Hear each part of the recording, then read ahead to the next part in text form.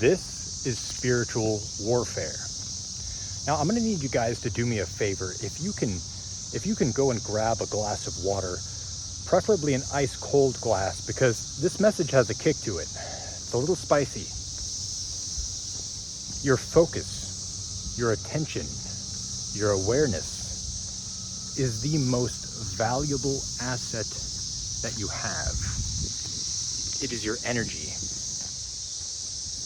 And wherever that goes is where that energy is going to flow. And so what do you think happens when we continue to revel in disruptive behavior, addictive behavior,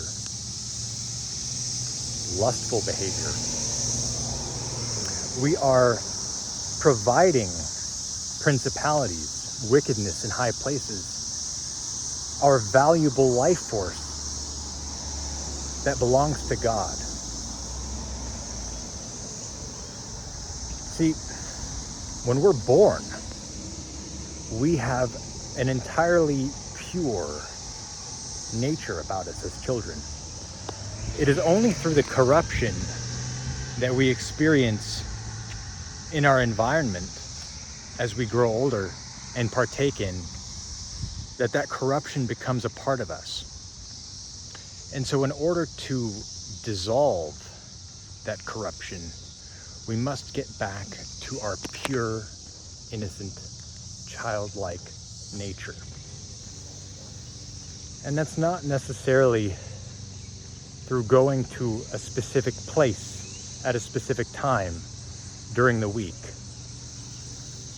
It is through how you live and how you handle those carnal natures, those impulsive desires. Do we feed them? Do we ignore them? Or do we heal them? When you practice semen retention, you are actively signaling that you're putting skin in the game, that you're actively foregoing those carnal natures. And see, that gets noticed. That sends a ping out into the spiritual realm. You start to shine brighter and you get noticed. And so what a lot of these dark forces do when they notice that you are in active repentance is they influence others in your vicinity and aspects of yourself to sow seeds of doubt, to encourage feelings of anxiety, of worthlessness, of shame and guilt, to detour you and throw you on your path. Because the last thing that these forces want is for you to strengthen that ethereal connection with God the Father. Because that's where true liberation lies. Because, man, if you go down that road, you might just realize who you are. See, it's not the glow or the aura or attracting women through embodying a more confident nature. See, these are byproducts that are granted due to maintaining the responsibility of cultivating your life force energy. And this was something that it took me a good minute to fully understand, to fully comprehend, because I started this journey in August of 2021 for the superficial reasons. I'm not saying they don't work. I'm not saying you don't get a glow. I'm not saying that you don't strengthen your aura. Your aura, absolutely you do. And those are the very reasons why your ping is so strong. But you see, I didn't understand that the true reason is to gain clarity, to strengthen that connection with God. Because we are vessels, and we can either embody our carnal nature, our destructive nature, or we can embody our inherent nature, that nature that Jesus died for on the cross. So there's active implementations of methods and tactics to prevent you from adhering to this path. And the only thing that you have complete control over is your defense. You can't control the actions of the opposition, but you can ensure that your stronghold, your temple, is fortified so that your vessel remains one to do the bidding of the Lord. See, this gets deep.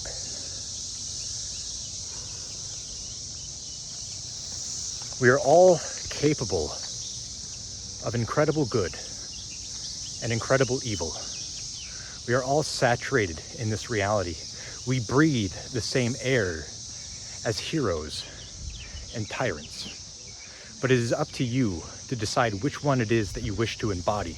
If we want to get to the next level, we must obliterate that carnal nature.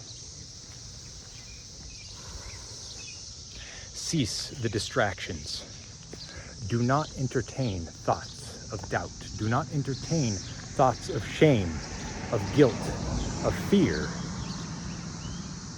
These will inhibit you. These will prevent you from continuing on this journey. It wasn't until January of this year that I fully committed to the adherence of this path, because I now understand what's at stake.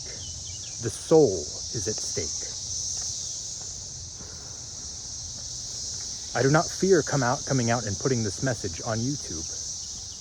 I do not fear exposing myself, because the message needs to get out. Too many men are in the grips of despair, and it is time for these shackles to fall free. Continue to live with chastity, with purity. Meditate.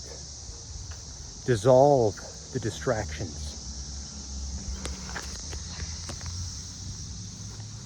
Engage in eye contact with your fellow human, because you no longer have the shame that prevents you from holding that eye contact. Look at yourself in the mirror. And if you can't look at yourself in the mirror, ask yourself why.